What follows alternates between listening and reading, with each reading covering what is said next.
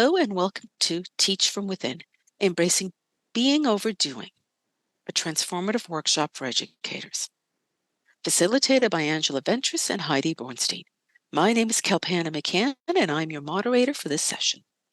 We acknowledge first and foremost that we are gathered in the province of Ontario on the traditional territories of various Indigenous peoples who have been present on this land known as Turtle Island since time immemorial.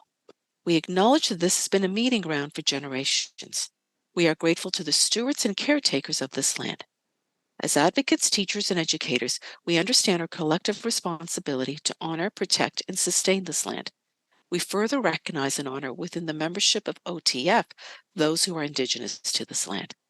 This practice of recognizing the ancestral and traditional lands in which we work, live, and play is a concrete action that we undertake as a first step towards reconciliation between Canadians and the Indigenous peoples of this land. But it is not our only step.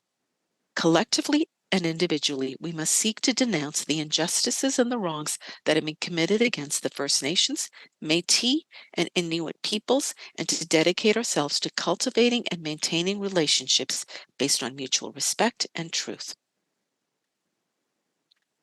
Our presenters for this session are Angela Ventris and Heidi Bornstein. Angela Ventris is an Ontario certified high school teacher with over 28 years of experience. She is also an instructor for higher education with the Ontario School Counselors Association, where she teaches continuing education to certified teachers. Heidi Bornstein is a registered practitioner, founder and executive director of Mindfulness Every Day. She has an extensive background in mindfulness, yoga, and meditation. Heidi is a trained yoga and meditation teacher and received intensive training at the International Meditation Institute while living in India. Welcome, Heidi and Angela, and thank you for being here. At this point, I ask Angela to share her screen. Excellent. Thank you so much. Well, thank you for being here. And so just, you're going to get a copy of this presentation, by the way. We'll put the PDF of the slide deck at the end of the presentation.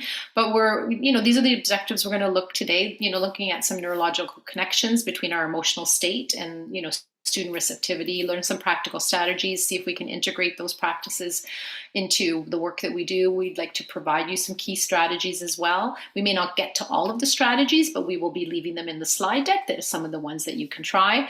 And then also hopefully envisioning, some of the potential outcomes for you as you attend this workshop, what you might get out of it and bring into your classroom, hopefully as a tool for, as soon as you get tomorrow. One of the things we've also wanted to mention is that, when we're considering our emotions, because we'll be talking about our, how our being, and we're looking at our emotions, doing it through the framework of EDI helps us to include that inclusive classroom. So, recognizing, for example, that when we self-reflect, we may have personal biases that affect our teaching, encouraging open discussion in our classes, respecting diverse emotions that students might feel, using emotions to connect with students and adjust to our teaching methods, perhaps, all of this awareness, when we look at it through an EDI lens, helps build a lot of empathy and effective communication within in a classroom. So we wanted to mention that as well. And so, when we embrace being overdoing, it begins with us, right? I read this poem. I took a course actually with Heidi, and I read this, and it always resonated with me. It says, I've come to a frightening conclusion that I am the decisive element in the classroom. It's my personal approach that creates the climate. It's my daily mood that makes the weather.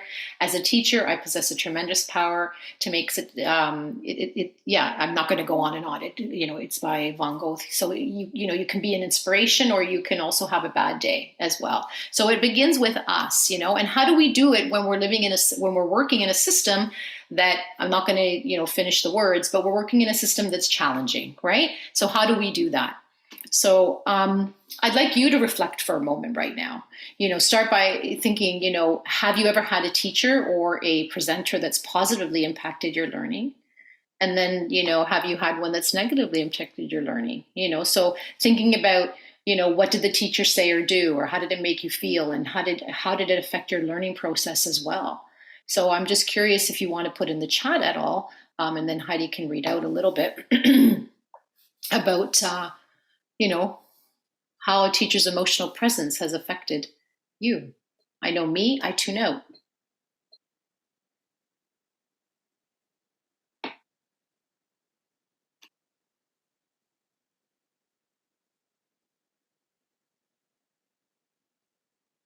Is there anything in the chat, Heidi? No? Okay. All right. So we're just reflecting on our own. Okay. All right. And so when you're going to talk about this, right? Yeah. Well, Sorry, you're muted. Dora says many positive memories and some negative. Yeah. How many of you actually remember something that happened with a teacher when you were a student that you actually still remember to this day? Mm-hmm. Oh, yeah. Yeah. Kim raised her hand. Yeah. Kim, Dora. Yeah. I remember in grade 1 that I was sent to the bad place because I had my hands behind my back when we sang God Save the Queen or something. And let me tell you, that was a long time ago. And the fact that I still remember it is remarkable. Yeah. So, yes. So, whoops. What just happened? Oops. Whoops. I don't know what's going on. Okay. So, yeah, a lot of good memories, some blanks. I like that too, you know. I'm always impressed at people that write biographies because I can't, how do you remember back that far? Anyways, I have a prof who made herself very human. We all loved it. Showing her human side made all the difference. It might be age. Yes, it might be age. Teacher's emotional state. So how you are, there are these things called mirror neurons. So I had a grade 10 math teacher who would do Tai Chi at the end of class and before tests. Yes. Yes. This is what we remember. Yeah. So there was research done by Kim Schoenecker Riker at UBC, and she was saying that the emotional level, of the stress level of the teacher directly impacted the academic outcome of the kids. Isn't that interesting? Yeah. So, you know, there's the good side and the bad side. So there's an emotional contagion that happens. How many of you notice, like when you're in a room where everybody's happy, you will feel happy. If you're in a room where everybody's upset, you will feel upset. Our emotions are contagious. So, and the teacher being the kind of central point in the room, you're the one that can kind of lead the emotional, what's going on in the classroom for the most part. I mean, we're also influenced by the world.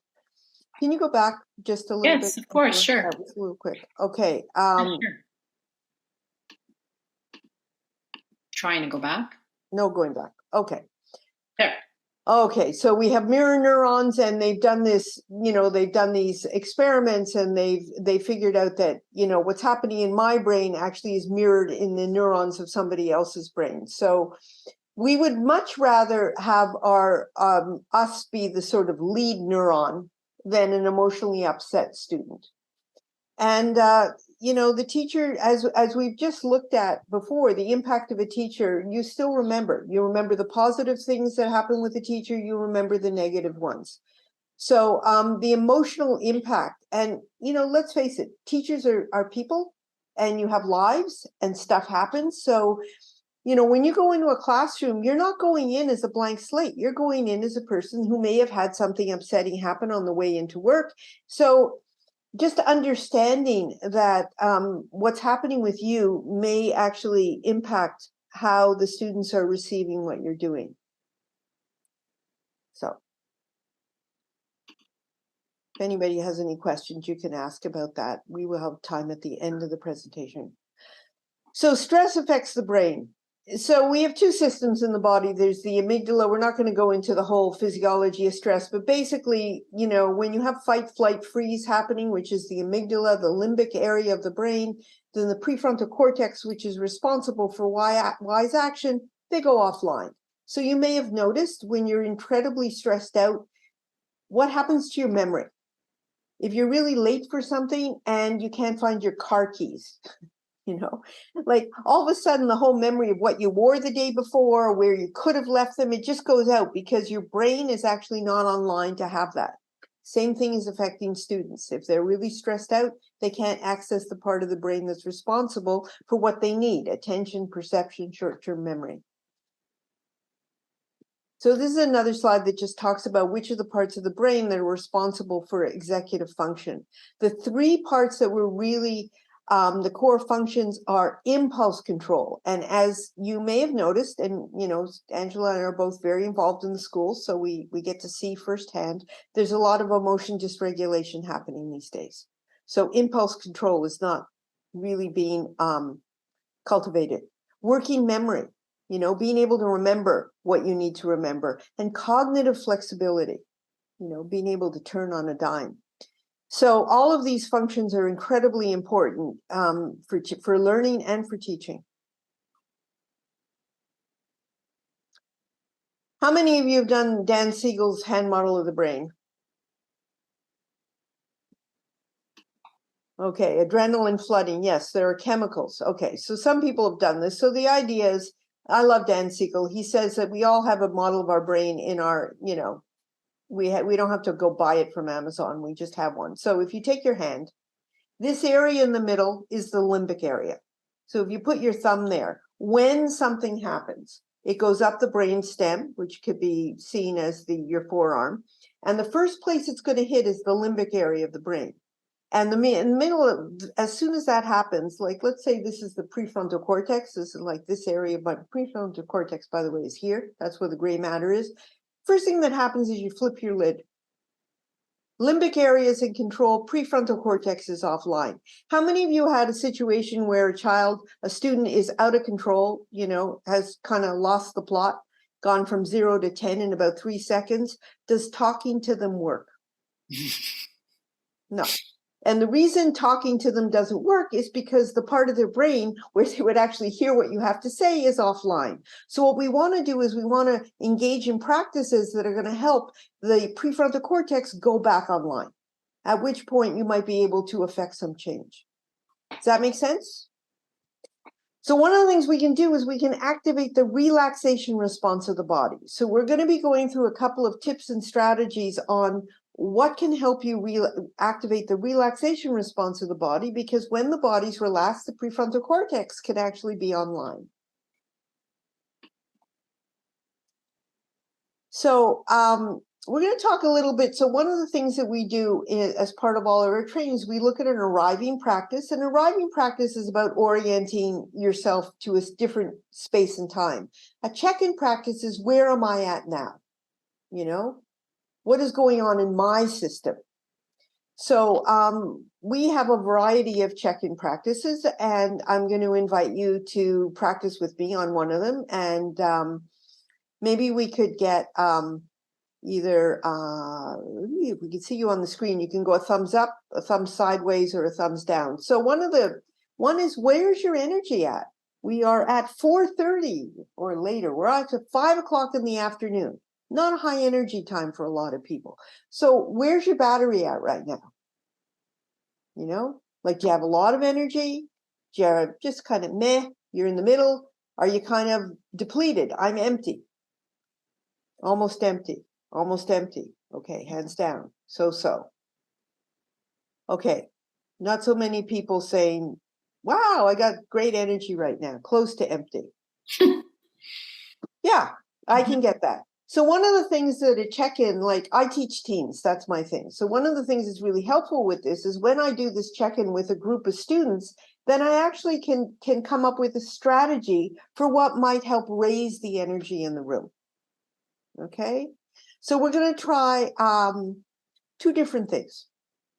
So first of all, we've been online for half an hour. So this leads into a practice that we call palming. So 75% of your brain is involved in the act of seeing. So as soon as your eyes are open and light is going in, the rods and cones are firing, and your brain is getting exhausted. So one of the ways that you can give yourself a little brain break is you can take your hands and cover them like this, and then cover your eyes, not so you're putting pressure on your eyeballs, but just so no light gets in. And, if you're like me and you're on a desk, you can put your elbows down and just take a few breaths here. Give your brain a break.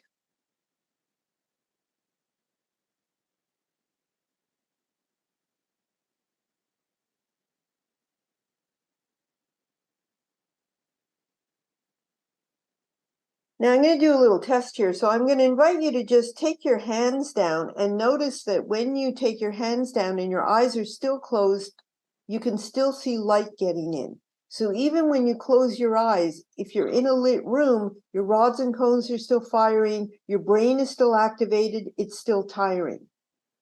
This, by the way, can lead to a really good healthy habit about the need to sleep without your cell phone next to your head. But that's because I teach teams and for everybody. So having done that, we're going to do a little movement. I invite you to join me in this. And this is called the breath of joy. And this is a nice way of getting some energy happening. So I'm going to just invite you to stand up, feet hip width apart, feeling your feet making contact with the floor. We're going to do this with an inhale and exhalation, but if you're inhaling when I'm exhaling, don't worry about it. Like, just play with this one and have fun. So what we're going to do, Steve, my partner, calls this conductor breath. So we're going to inhale and raise our arms above our head. I already just cracked my back doing that. We're going to exhale, coming out to the side. We're going to inhale up, and we're going to exhale down with a ha or a sigh. So inhale. Exhale, inhale, inhale, exhale, inhale.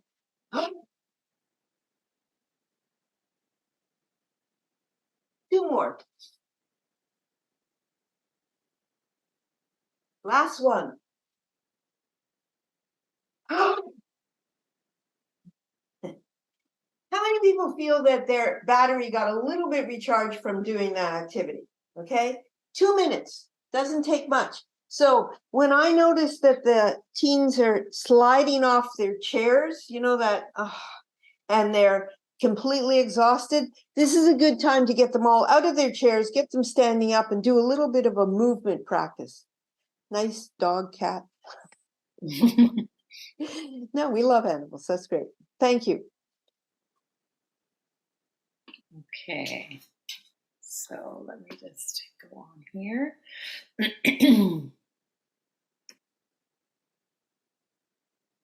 So we're going to go on to understanding our nervous system. So let me just put that up here for us. Here we go. Okay. This is it really loves going to that check-in practice each time. I know. I think it thinks we need to check in more. So yeah, go ahead, Heidi. No, it's great. I defer to you. Okay, so you may have noticed that sometimes, like, especially these days, it can feel like you're off balance, off center. All of these words would describe when your nervous system is out of whack. And for me, it's when you're having that feeling where you can handle almost anything that's being thrown at you, that's a good space to be in. But unfortunately, these days, that's a hard space to be in. We're not there that often. So sometimes it feels like your nervous system is out of whack. And you may have noticed, like when you have a pet, like I have cats, so, angry cat, freak out. But then when it's over, they shake it off. And they're back to homeostasis. Their systems have reset. But we aren't so good at resetting that quickly. So next slide, we talk about an overwhelmed nervous system is when the body's in fight, flight, or freeze. It either wants to run away, it wants to hit something, or it's frozen like deer in the headlights going, oh, please ignore me. I'm playing dead. So when our system is in that, what we call dysregulation, and you're able to check in and recognize that you're dysregulated, you can maybe figure out, what do I need right now? What is it that I need? So I'm talking not so much for you, for your students, but for yourself. So first of all, I know that you're all teachers. So, the amount of time you take to eat is about like 5 seconds in between everything else that's going on. So, some could be physical. I'm hungry, I'm thirsty, I haven't slept well, I'm not feeling that great. I haven't had a chance to move my body today. And yet here I am in another long teaching day. Sensory overload, too much happening, too much stuff coming at me. And noticing that you're getting triggered by all this stuff that's coming out. Bathroom breaks are great, by the way. Just hiding in a bathroom stall is a really good place to be sometimes.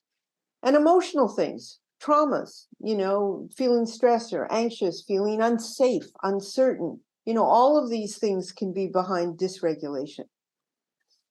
And let's face it, right now in the world, there's a lot of stuff happening. So one of the basic practices that really can help, because it often feels, I'm going to stand up. Mm-hmm. It often feels as if all this stuff is happening in your head. So one of the practices that you can do is just bringing your attention to the feeling of the soles of the feet, not imagining it, not thinking about it, but really trying to get in touch with the sensory experience of your feet. The feet making contact with the surface they're on. Noticing any sensations of warmth, coolness, dampness, tension, whatever you're noticing, but really allowing all of your attention, as if your attention was a flashlight and you're shining it on your feet. So just take a moment. If you're sitting in a chair, you can also do it sitting in a chair.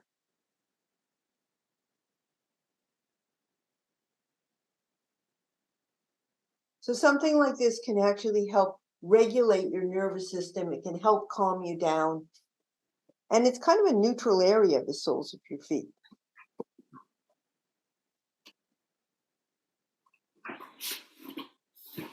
So the other way is the breath and the parasympathetic nervous system. So the parasympathetic nervous system is the rest and digest function of the body, the relaxation response of the body. And one of the easiest ways to affect the parasympathetic nervous system is through breath. For some people. And I'm going to qualify that because a lot of people have tended to associate mindfulness with breathing. And for some people, breathing can be contraindicated. But for a lot of people, breath can be really helpful. What happened? So one of the things is when I teach teens, I've often said to them, has anybody ever asked you to breathe when you're upset? And they're like, oh, yeah. And I said, is it helpful? And they go, no, not helpful. And I said, well, I'm going to show you a kind of breathing technique that's called an intentional breathing technique. So I'm going to invite you to practice with me. What we're going to be doing is we're going to use 2 different breathing techniques. And I'm going to ask you to check in with yourself and see which one works for calming your nervous system down the best. So there's an ask here. So we're going to start with using the breath as a focus of attention. And we'll talk a little bit about how it doesn't have to be the breath, but for the purpose of this exercise, I'm going to just ask you to take your eyes away from the screen. It doesn't have to be closed eyes, but just don't look at the brightness of the screen. And I will guide you through this practice. So it's an opportunity to use listening skills. So just take a moment and notice your breath as it is right now. Perhaps noticing, are you breathing shallow or deep? Is your breath quick or slow? Is it short? Is it long? It doesn't really matter. It's just whether you can notice these things. So just taking a moment and just notice your breath as it is right now, without changing it in any way, without manipulating it, just noticing this miracle of the breath that we ignore a lot of the time. Now, you may notice it's not that easy to keep your attention on the breath. You may notice that if your attention wanders, it could wander to a body sensation or a sound, or it could wander to a thought or an emotion. And that's okay. That's what the attention does. It wanders. When you notice, that's the magic moment. When you notice, then you can go back and go, oh, am I breathing in or am I breathing out? Where's my breath right now?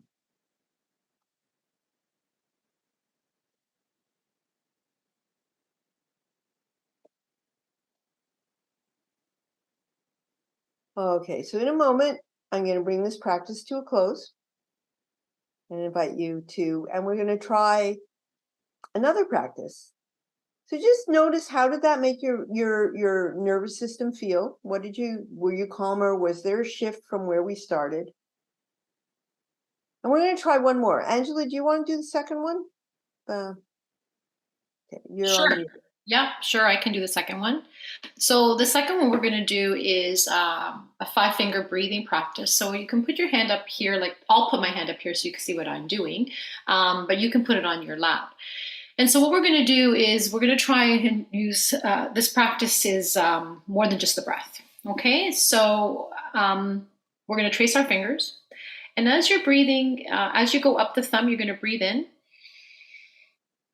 You pause in between and round over the top of the thumb, and then breathing out as you go down.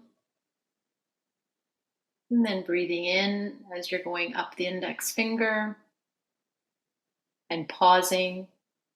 And then breathing out as you're going down the index finger. This is also called mountains and valleys. So going up the mountain, breathing in and around, and then breathing out as you're going down the next one. And then breathing in and pausing in between, just rounding the bottom. Breathing out. And just tracing up. And pausing. And then breathing out. And so I'm bringing this practice to an end now. I'm curious, which finger was the most sensitive?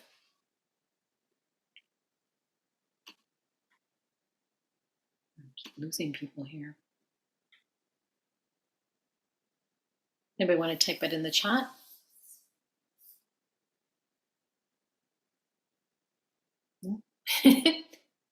Okay, lost a few people there. I don't know. So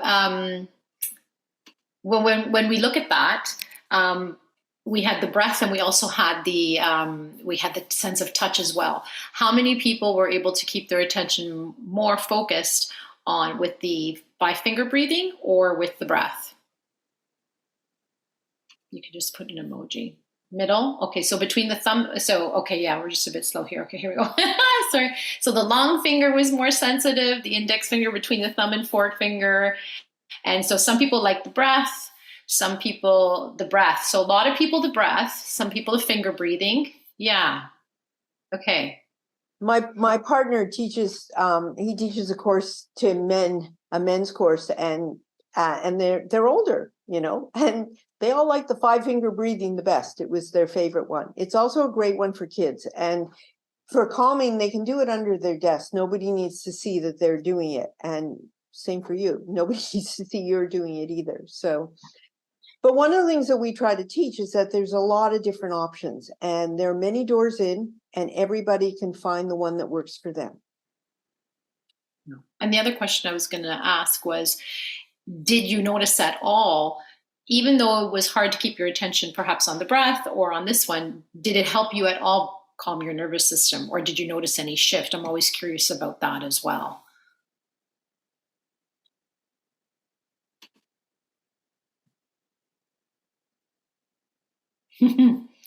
More focus, definitely a shift. Yeah. Mm-hmm. I mean, we have a couple of minutes to invite anybody if they want to say anything about it other than just in the chat, Heidi, but it's up to them if anybody wants to unmute and speak. Mine felt more focused and I was more relaxed. Okay. Calming. I want to say something about using the breath practice because, okay, so there's a couple of issues. So for some people, especially if you have any breathing issues, anybody that has any kind of anything that involves a respiratory situation, sometimes asking people to practice with the breath is actually not calming and not restful and challenging.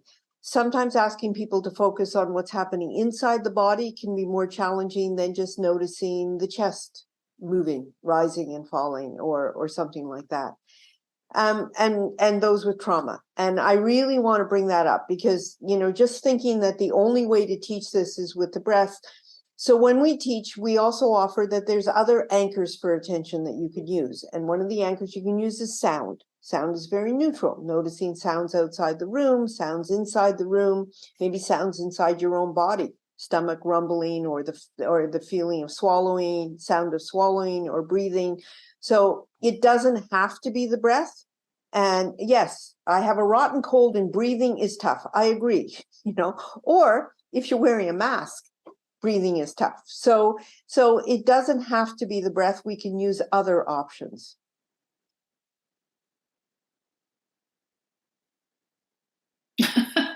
Poor Janice. I know. Poor Janice. I can resonate. It's always asking us to download a new version of Zoom just before you're going on to a meeting.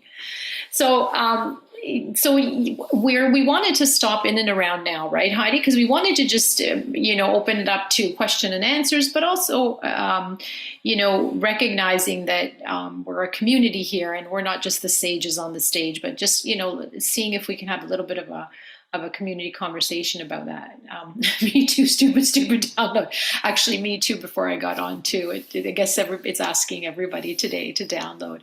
So I'd love for you guys to put your camera on if you want to, or at least just have a conversation about, what resonated with you, what you might take away in the presentation, but also, sharing of what else you do to be instead of do. Like, we're always trying to do, and we forget about ourselves, and we're on autopilot, and we forget that maybe we needed that drink of water. So, are there some practices that you do that you might want to share with people as well?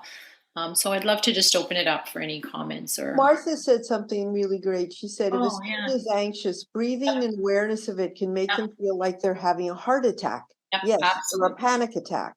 Yep. Or they can't breathe. So other things are helpful. So we have a very broad lens on what mindfulness is, because for me, mindfulness is present moment awareness. Yeah. It's not the breath.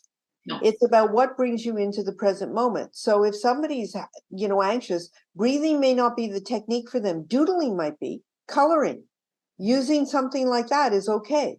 And really, I always do a wiggle and a giggle. Yes. I like that. Remember that one. Wiggle and a giggle. Yeah. I like that. So any questions? Kelly, go ahead. I was just going to say, in elementary, and I teach in a school that has a large population of children from housing, and COVID has been hard for them, as it has for many of us. But one of the techniques I found recently that I have found worked well with children is the 5 senses. We just do, tell me one thing, we did the, tell me. Well, we do the 5. I've done it like 5, 4, 3, 2, 1. So what are 5 things you can touch? What are 4 things you can see? And I usually end with taste because it's the hardest one. And usually it just involves a drink of water.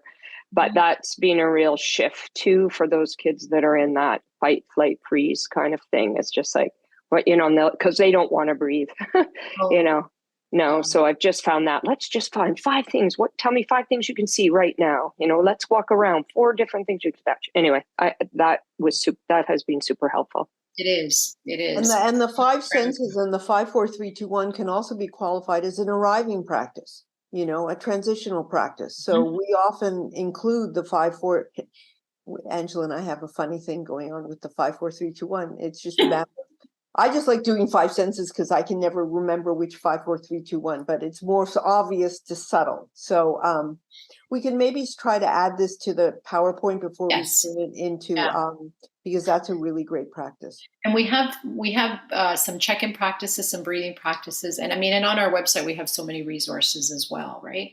I like that Emma said she took golf lessons to learn golf, but it turns out the classes helped me to not always focus on my concerns. Yeah.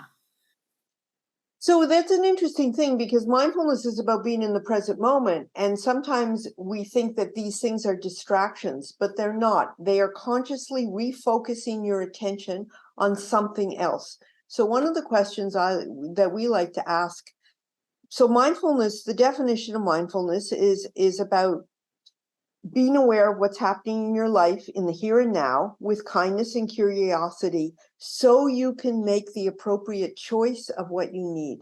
There's an action item there. So mindfulness is not about, like I'm feeling like this and I'm just going to stay like that. It's like, I'm feeling like this. What do I need right now? Do I need a glass of water? Do I need to take a walk? Do I need to figure out why there's a moth flying around my house? And sometimes it's also, do I need to set my boundaries, right? It's not always about, maybe it's that fierce self-compassion where I need to set my boundaries. I need to say no, so it's just not being on autopilot, right? And not always doing, right? So I'm going to, if there's any other questions or comments, I would love to hear them. But in the meantime, I was going to bring up some other resources, if that's okay. But if you see anybody who has their hand up or in the chat, please let me know.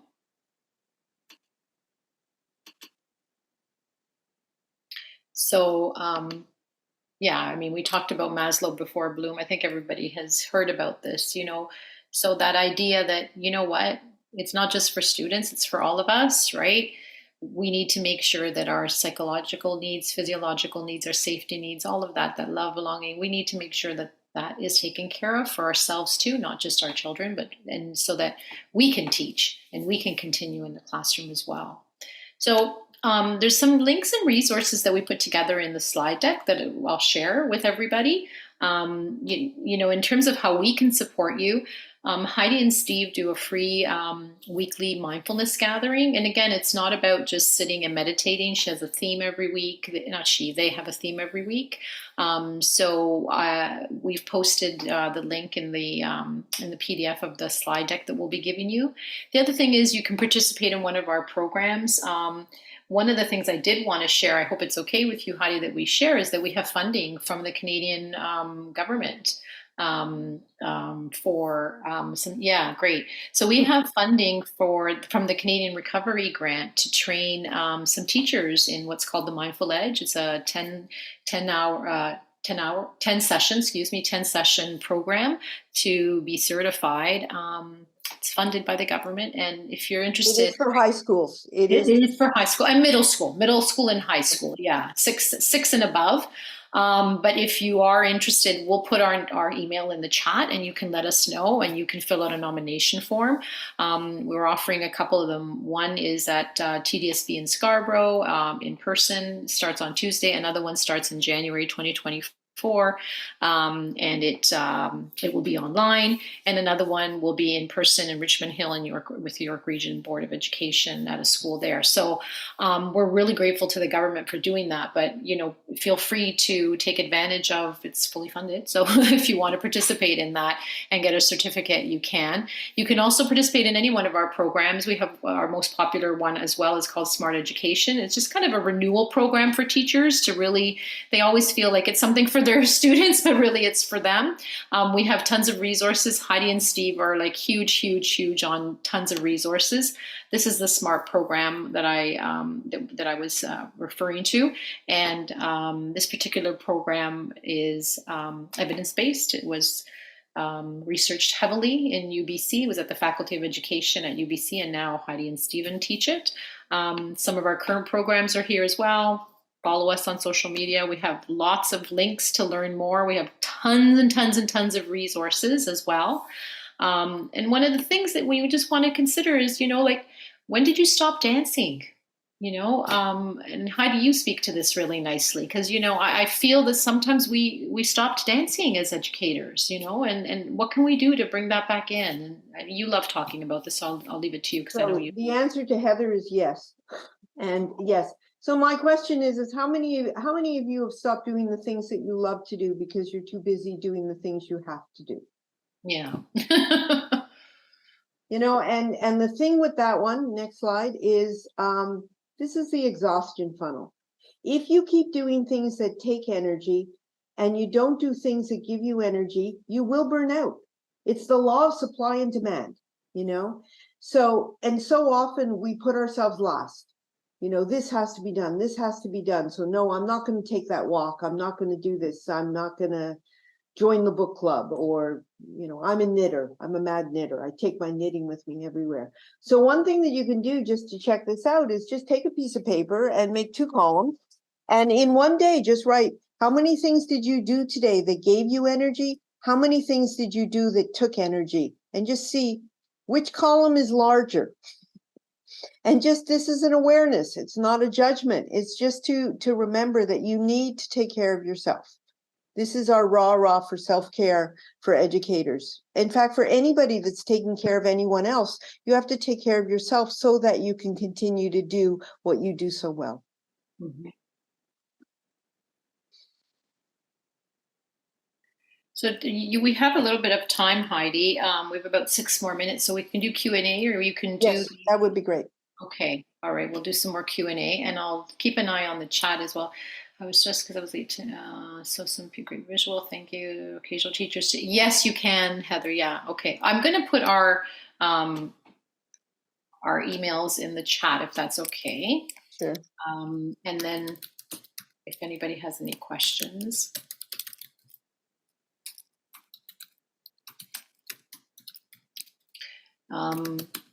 If you are interested in, okay, do you mind putting the link for that workshop? Alka, you mean for the to nominate yourself? Yes, I can do that. Is that okay if I do that? I just wanted to double check with Kalpana. That's okay? Absolutely. Yeah, okay.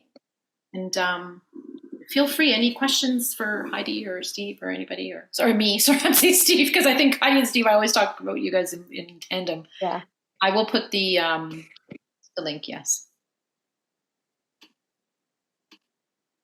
I want to take the opportunity to appreciate each one of you for the work that you do. Yeah.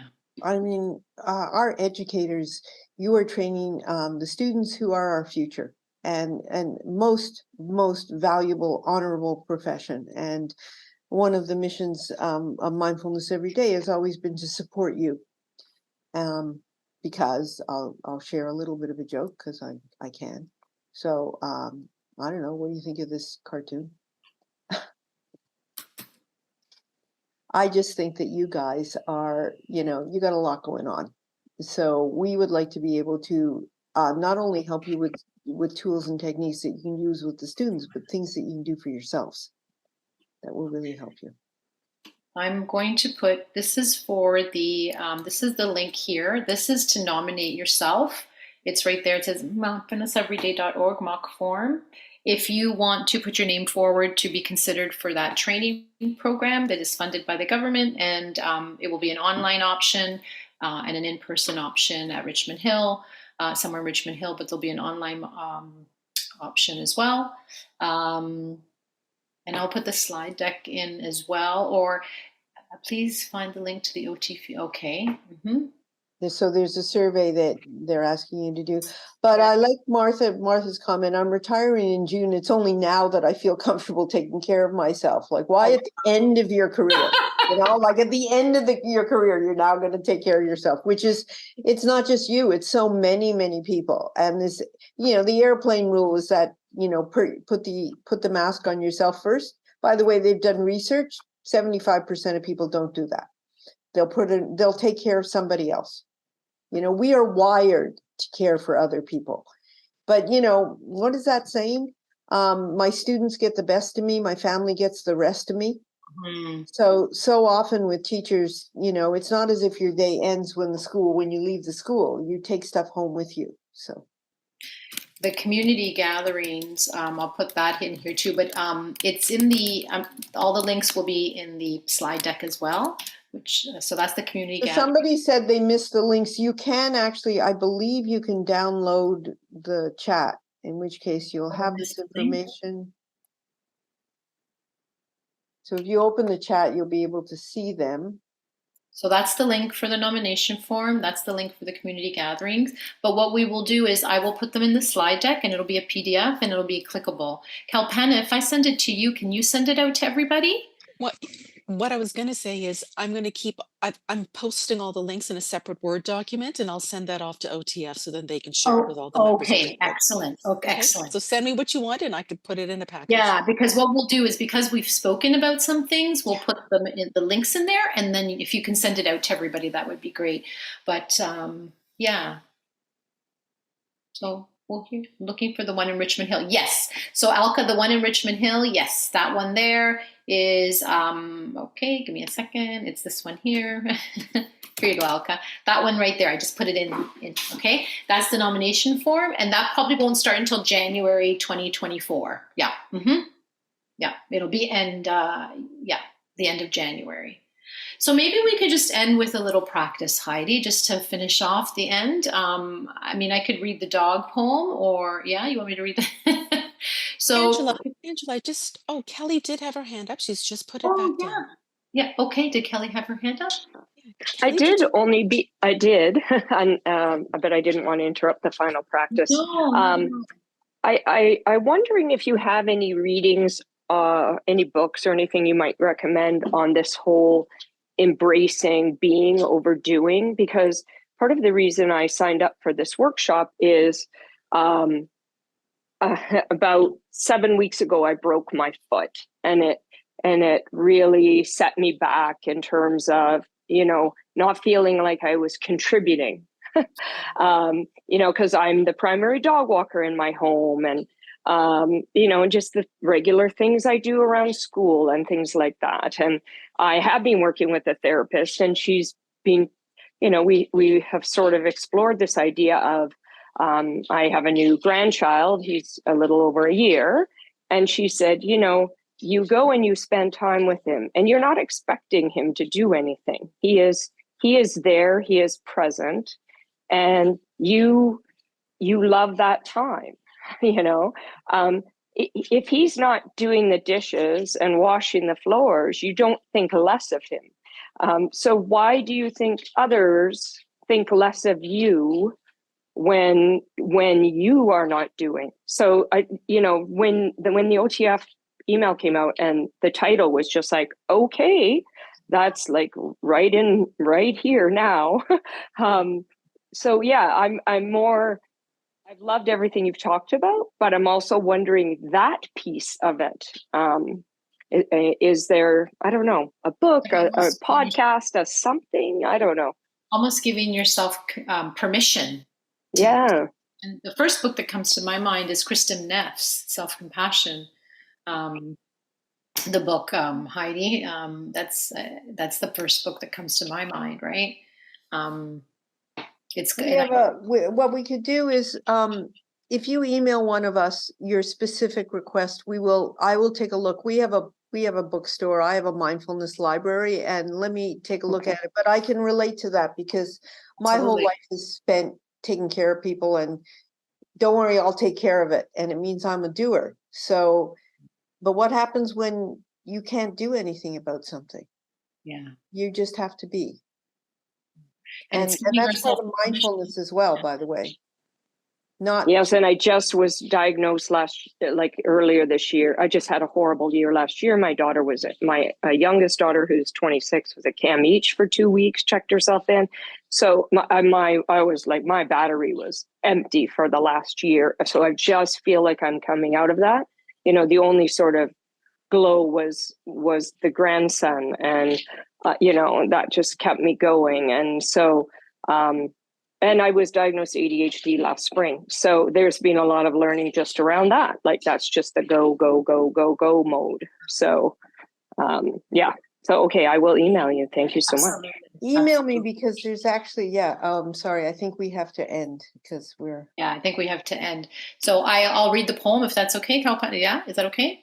If you can start the day without caffeine, and if you can always be cheerful, ignoring aches and pains, and if you can resist complaining and boring people with your troubles, if you can eat the same food every day and be grateful for it, and if you can understand when your loved ones are too busy to give you any time, if you can take criticism and blame without resentment, if you can conquer tension without medical help, and if you can relax without liquor, and if you can sleep without the aid of drugs, you're most likely the family dog.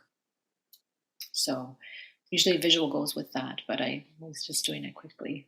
But thank you all for your kind presence. And there's a couple of books that Heidi put in the chat as well. But yes, please email us. And they're children's books, by the way. I always feel if it's simple enough for a child, then we can understand it as adults. Wonderful. Heidi and Angela, thank you so much. You've sort of created a nice warm space for all of us to now start our evenings with our homes and the people in our homes. So thank you for that. there's just so much to take away. And I thank you for being here, being so incredibly prepared, providing all the resources, and making sure that everyone has a copy of your slideshow as well. So, just on behalf of OTF, thank you so much. Thank And we you. appreciate the time and your expertise and your compassion to what people are going through on a daily basis. So, thank you for that. Thank you. Thank you, everyone. We Thank wish you, you well. And again, thank you on behalf of OTF for joining us this evening. Thank you to the presenters and to all the participants who joined us after a very, very busy day. Take good care and we'll see you soon. Thank you.